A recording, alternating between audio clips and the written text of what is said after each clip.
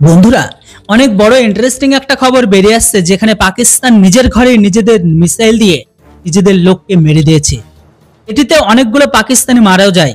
চলুন সবকিছু আমি আপনাদের ডিটেলসে বলে দিই। বন্ধুরা, আপনারা যদি কখনো এন্টারটেইনমেন্ট ভিডিও চান তাহলে অবশ্যই ইউটিউবে গিয়ে পাকিস্তান আর পূর্ব পাকিস্তানের নাম দিয়ে ভিডিও সার্চ করলে তাহলে আপনারা প্রচুর ভিডিও পেয়ে যাবেন। বন্ধুরা, সবকিছু জানাবো আজকের এই ভিডিওটিতে। তবে তার আগে ছোট্ট রিকোয়েস্ট, এই চ্যানেলটিতে নতুন হলে অবশ্যই সাবস্ক্রাইব করুন, আর সেকেন্ড চ্যানেলটিকে সাবস্ক্রাইব না করলে অবশ্যই সাবস্ক্রাইব করুন, যার লিংক আমি ডেসক্রিপশন বক্সে দিয়ে রেখেছি। যদিও বন্ধুরা পাকিস্তানের ঘরের ভেতর থেকে এরকম টাইপের খবর আসা কোনো নতুন ব্যাপার নয়, কেননা বন্ধুরা তাদের ঘরের ভেতর থেকে এরকম টাইপের খবর বেরিয়ে আসতেই থাকে।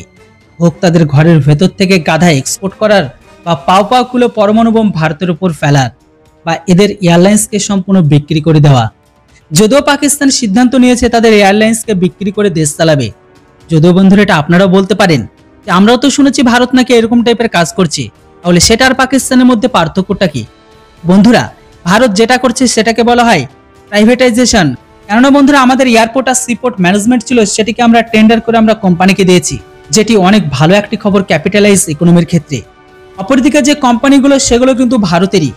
এয়ারপোর্ট ম্যানেজমেন্ট রাইট থাকার পরও তারা এয়ারপোর্টকে কোনো রকম মডিফিকেশন করতে পারবে না নিজেদের মর্জিতে। কিন্তু আপনারা যদি আপনাদের সম্পূর্ণ এয়ারলাইনকে বিক্রি করে দেন, তাও আবার সরকারি কোম্পানিগুলো, তাহলে সেটা সম্পূর্ণ আলাদা ব্যাপার। তো এখন এরকম টাইপের লাগাতার খবর বেরিয়ে আসছে যে পাকিস্তান তাদের সরকারি কোম্পানিগুলোকে বিক্রি করছে। আর এটা সম্ভব ব্যাপার, কেননা এখানে কিন্তু সমস্ত জিনিসগুলোই কিনবে বিদেশি কোম্পানিগুলো। যেখানে পাকিস্তানের আজকের দিনে এমন কোনো বিজনেসম্যান নেই যে তারা এত টাকা দিয়ে এগুলোকে কিনতে পারবে, বা তাদের কাছে এতটা ক্যাপাবিলিটি নেই। অপরদিকে পাকিস্তান অনেক কিছু চীনের কাছে বিক্রি করে দিয়েছে। চলুন এখন মেন খবরের দিকে এগোই, যে পাকিস্তান এখন নিজেদের লোকেদের উপর মিসাইলকে ড্রপ ডাউন করেছে। এখানে পাকিস্তান তাদের মিসাইল ফেলে ড্রোনের দ্বারা 4 জনকে মেরে দিয়েছে। এর উপর আপনারা স্ক্রিনে একটা আর্টিকেলকেও দেখতে পাবেন, যেটিতে একই ফ্যামিলির 4 জন লোক মারা গেছে। আসলে বন্ধুরা তারা খবর পেয়েছিল যে আফগান লাগোয়া সীমানাতে, সেই সমস্ত এলাকায়, ওই বর্ডারের লাগোয়া বাড়িগুলোতে নাকি তেহরিক তালিবান, যেটিকে পাকিস্তান তৈরি করেছিল ভারতের ক্ষতি সাধন করার জন্য, তারা নাকি সেখানে লুকিয়েছিল। আর পাকিস্তান সেই মতো প্ল্যান করেছিল তাদের উপরে অ্যাটাক করবে। কিন্তু পাকিস্তান আক্রমণও করে সেই মতো, কিন্তু যে জায়গায় টার্গেট করেছিল সেই জায়গায় কোনো টিটিপির লোকে ছিল না। কারণ আজ থেকে অনেকদিন আগে পাকিস্তান এই জায়গাটির উপর আগে আক্রমণ করে, তখনই টিটিপি সমস্ত জায়গা ছেড়ে পালিয়ে গেছে বা চলে গেছে। আর এই সমস্ত জায়গাগুলোকে টিটিপি ব্যবহারই করে না। কিন্তু এখন পাকিস্তান টিটিপির উপর বোম ফেলার বদলে সেই বোমকে পাকিস্তান নিজেদের নাগরিকের উপরে ফেলে দেয়।